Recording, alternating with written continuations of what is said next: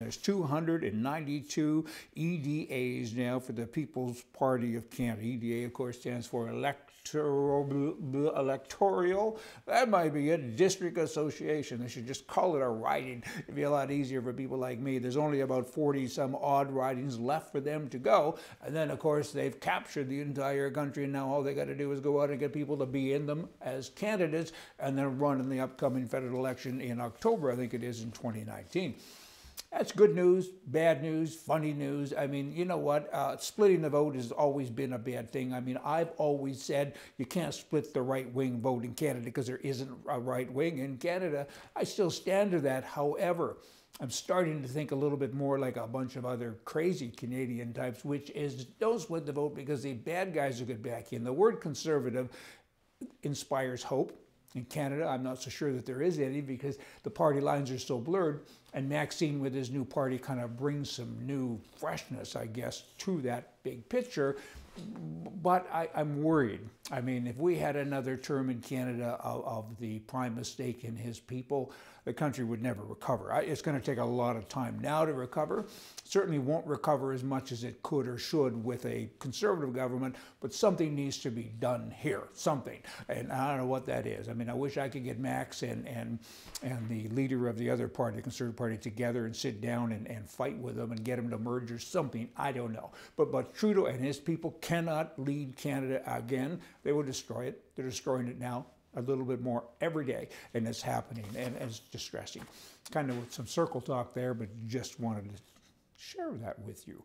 In Canada, in Alberta, there was recently what was called an historic moment when the sitting premier attended and actually had some functions, I guess, at a homosexual marriage.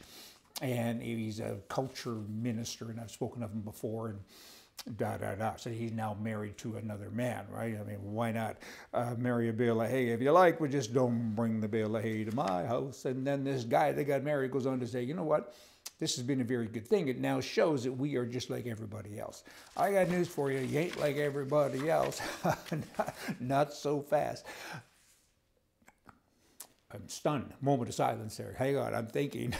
Things are now on track for the federal government. I'm still talking about Canada. And no matter where you are in the world, by the way, you should pay attention to this because it could come to a country near you, right?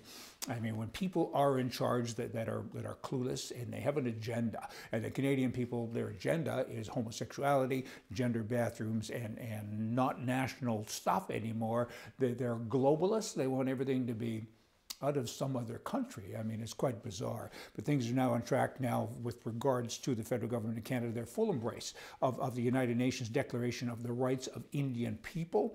And the United Nations is involved, and they're the ones that will say what the Indians get or don't get in Canada. It is so crazy that you just almost hope you're making stuff up like that. Trudeau and his gang of goofs in Canada, they're giving away billions and billions of dollars almost weekly to other countries back to the globalization, embrace all of this stuff, and the Indians are in control of Canada because of what these people are saying. People that probably in many cases have never even been to Canada. You know what? It's not a nice thing. It's a bad thing. It's getting worse. Why don't you take that money, those billions of dollars you're giving to other countries, and buy a country? Turks and Caicos, they want to be part of Canada. Buy them. Get involved, Canada. I mean, America has Hawaii. You got a place to go and get some sunshine. Canada's a cold place in the winter. There's no place that you can lay outside and get a suntan. Why not have a place, an island in the Caribbean that is Canadian? You don't need a passport to get there, and they use Canadian currency and everything else.